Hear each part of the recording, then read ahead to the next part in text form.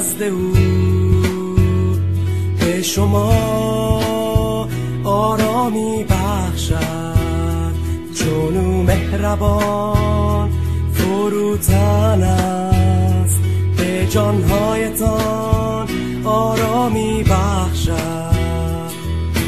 عیسی سرور من، پرقدرت و پرجلال، عیسی سرور من، پرقدرت و پرجلال.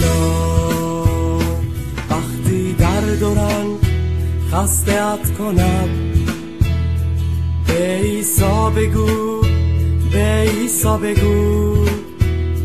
وقتی تاریکی بر تو فرود آید، به عیسی بگو، به عیسی بگو، به عیسی بگو،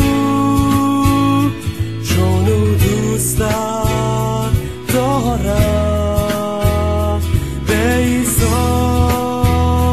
بگو، چون او دوستت دارد.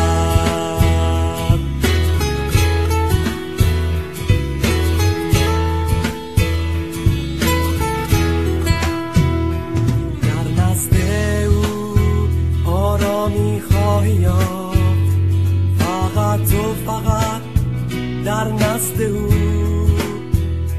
چون نوزادی در آغوش مادر، تو هم آرامش خواهی یافت. به عیسی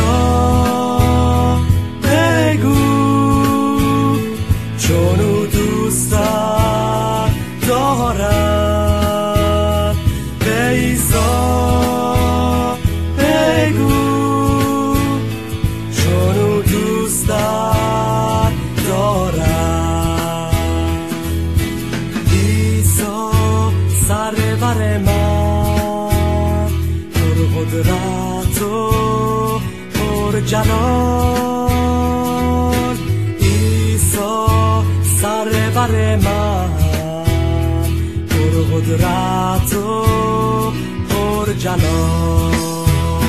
به عیسی